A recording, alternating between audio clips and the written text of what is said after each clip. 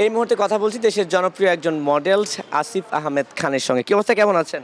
জি, আলহামদুলিল্লাহ অনেক ভালো আছি। আর আজকের প্রোগ্রামটা তো দেখতেই পাচ্ছেন, আমার তো অনেক অনেক বেশি ভালো লাগছে এখন। আচ্ছা, আজকে প্রোগ্রাম নিয়ে একটু জানতে চাই, যেখানে অনেক আয়োজন, অনেকে আসছেন, কেমন দেখছেন সবকিছু? আলহামদুলিল্লাহ এখন পর্যন্ত সব কিছু ফাইন। এখন তো প্রোগ্রাম আমাদের শেষ হয়নি। সো আমরা স্টার্টিংয়ে দেখতে পাচ্ছি অনেক সেলিব্রিটি অলরেডি চলে আসছেন। সো অনেক ইন্টারভিউ দিচ্ছেন, ওনারা পোস্টও করছেন। সবার কাছে ডেকোরেশনটা অনেক সুন্দর লেগেছে। আজকের বেসিক্যালি অ্যারেঞ্জমেন্ট হচ্ছে ফ্যাশন ফর লাভ, যেটা আমরা হচ্ছে প্রথম ইভেন্ট করেছিলাম যখন ব্যাক ইন 2020।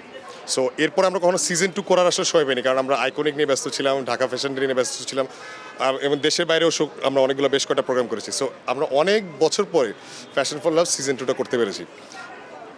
আপনি তো মডেলিং নিয়ে কাজ করছেন, আমি সেই প্রশ্নটা করতে চাই। আপনি অনেক লম্বা, দর্শক দেখতে পাচ্ছে, আমার থেকে মনে হয় এক হাত উপরে আছেন। সো যারা আসলে মডেলিং নিয়ে কাজ করতে চায়, আমি তাদের ব্যাপারে একটু জানতে চাই যে একজন মডেল হওয়ার জন্য আসলে কী ধরনের ফিটনেস বা কী কী থাকতে হয় এগুলো। মডেল হতে হলে ফার্স্ট অফ অল হচ্ছে ডেডিকেশনটা থাকতে হবে। মানে you have to have the personality ফার্স্টে, কারণ একজন মডেল যখন ঢুকবে, যখন কথা বলবে, মানুষজন যেন দেখে বলে যে মানে সে একজন মডেল। কারণ হচ্ছে ওটা মেনটেন করতেই হবে। মডেল হচ্ছে বেসিক্যালি একজন আইডল হিসাবে। আর ফিটনেসের ফিটনেস তো অবভিয়াসলি মেনটেন করতে হবে, কারণ আমরা তো মানে ফিটনেসটা বিক্রি করি বেসিক্যালি। কারণ ড্রেস ফিটিং যদি আমাদের ঠিকঠাক মতো না হয়, ড্রেসটা পরলে যেন মনে হয় যে না, এই ড্রেসটা ওর জন্য বানানো হয়েছিল।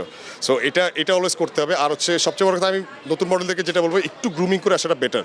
আমি আসলাম, ক্যামেরার সামনে দাঁড়ায় গেলাম, দুই চারটা ছবি তুললাম, এটা কিন্তু মডেলিং না। আর এটাকে নিলে প্রফেশনাল নিতে হবে। এটা পার্ট টাইম মানে একটা হবি হিসাবে নিলে হয় না আসলে, কারণ এটা অনেক অনেক অনেক বেশি ডেডিকেশন দিতে হয় এখানে।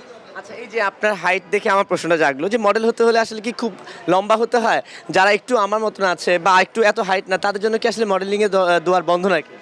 না না, ওটা না। মডেলিংয়ে তো অনেকগুলো সেক্টর আছে। বেসিক্যালি হচ্ছে রানওয়ে মডেলিংয়ের জন্য হচ্ছে আপনার হাইটটা খুব খুব প্রয়োজন, কারণ কি আপনার যে স্টেজ হচ্ছে হাইটটা ভালো লাগে দেখতে। That's why. কারণ হচ্ছে মডেল হচ্ছে বেসিক্যালি হ্যাঙ্গার, আমরা হচ্ছে হ্যাঙ্গার একটা ড্রেসকে ক্যারি করি।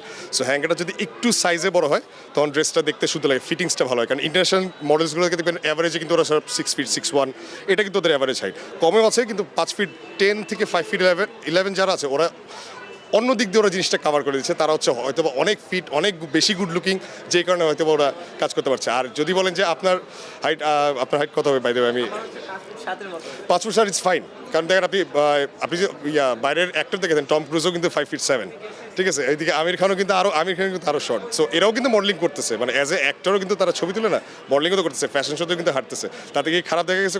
কোনো দেখা যায়নি। এটা হচ্ছে বেসিক্যালি হচ্ছে আপনার ভিতরে জিনিসটা হচ্ছে মানে শো করতে হবে। আপনি যে একজন মডেল, এই জিনিসটা আপনার মানুষকে প্রুফ করতে হবে যে আমি পারবো এই জিনিসটা। সো ওই কনফিডেন্সটা থাকা লাগবে। শেষ একটা প্রশ্ন দিয়ে ছেড়ে দিচ্ছি, সেটা হচ্ছে যে আপনার এই র্যাম্প বা মডেলিং লাইফে স্ট্রাগল পিরিয়ডের মধ্যে সবচেয়ে মানে কোন জিনিসটা সবচেয়ে আপনাকে বাধা উতরে আসতে হয়েছে, কি মনে হয়? আই থিঙ্ক করোনার টাইমে আমাদের একটা মানে সবার মধ্যে একটা স্ট্রাগল গেছে, কারণ হচ্ছে তখন মিডিয়া কিন্তু টোটালি অফ ছিল, মানে কাজও হচ্ছিল না। আমরা বেসিক্যালি যারা মানে ক্যাম্পেইনগুলো করি, মানে ঈদের সময় আমাদের তো বেসিক্যালি সিজন দুইটা সিজন তো আমাদের টোটালি মানে অফ গেছে।